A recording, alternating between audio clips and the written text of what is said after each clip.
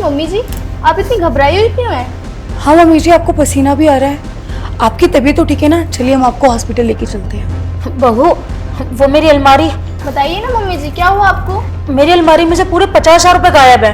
क्या 50,000 रुपए? हाँ, कल तक तो यहीं थे, पर आज मुझे जरूरत थी। जब मैं अलमारी से निकालने गई तो मेरे पैसे नहीं थे अलमारी में। लेकिन मम्मी जी, चोरी कैसे हो सकती है? इतने दिनों से तो हम घर पर ही है और घर पे कोई आया भी नहीं है। मुझे तो लगता है किसी घर के आदमी ने ही पैसे निकाले हैं। 1 मिनट, ये इतनी महंगी घड़ी कब ली तुमने? ये तो मैंने ऑनलाइन मंगाई थी, आज ही आई है। ये तो बहुत महंगी होगी ना? हाँ, वो ओरिजिनल ब्रांड है ना, इसलिए महंगी। कुछ समझी मम्मी जी? अरे क्या समझी, क्या बोल रहे हो तुम दोनों? मुझे कुछ समझ में नहीं आ रहा है। कोई बात नहीं मम्मी जी, मैं आपको समझाती हूँ। आज ही आपके लॉकर से 50,000 रुपए गायब हुए ना, और आज ही इसके हाथ में नई घड़ी, वो भी इतनी महंगी। ये कोई इत्तेफाक तो नहीं हो सकता। ये तुम क्या बकवास कर रही हो? तुम मुझ पर चोरी का इल्जाम लगा रही हो। देखा मम्मी जी, चोर की दाढ़ी में तिनका। इसने खुद कबूल कर लिया ना कि चोरी इसी ने की है। और वैसे भी इसके बहुत खर्चे हैं, बेफिजूल खर्चे करती है। सेविंग के नाम पे तो इसको कुछ भी नहीं आता है, बस फालतू के खर्चे करा लो। तुम्हें लगा तुम कुछ ज्यादा फालतू बोल रही हो। मम्मी जी, ऐसा कुछ नहीं है, मैंने कोई चोरी नहीं की। तुम तो चुप ही हो जाओ। तुम्हारे हाथ में ये महंगी घड़ी सब बता रही है कि चोरी किसने करी है और किसने नहीं करी है। अरे मेरी अलमारी में से पहले भी बहुत बार पैसे गायब हुए हैं, लेकिन मुझे लगता था ये निकाल लेते हैं और मुझे सामने से आकर बता देंगे, लेकिन वो मुझे नहीं बताते थे। मुझे तो समझ में नहीं आ रहा है इस घर में चोरी कर कौन रहा है। लेकिन मम्मी जी, मेरी बात तो सुनिए।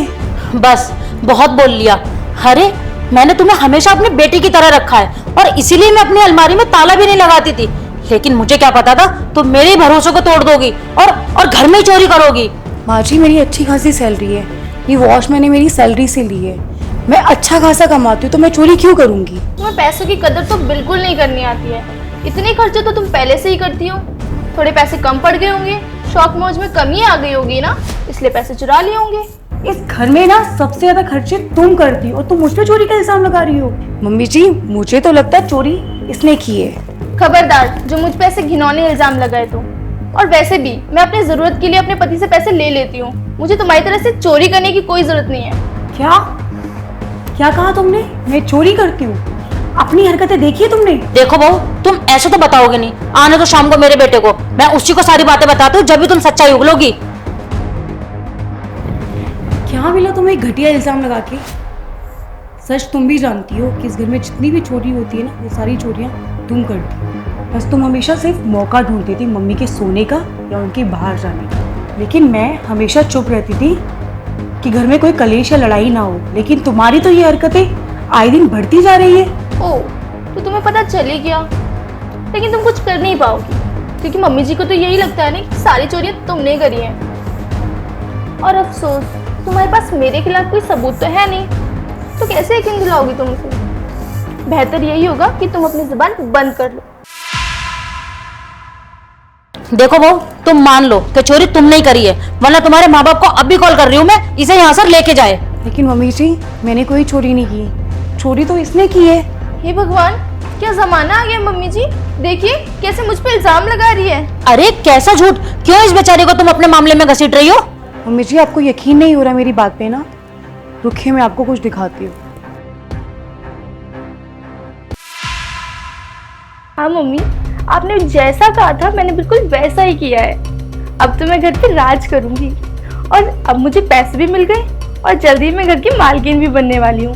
वैसे भी मम्मी जी को पता चल गया है कि चोरी उसने की है, अब तो उसे घर से निकाल देंगी। देखा मम्मी जी, ये है इसकी सच्चाई। क्या इतना बड़ा विश्वासघात? बहू मुझे माफ कर दो।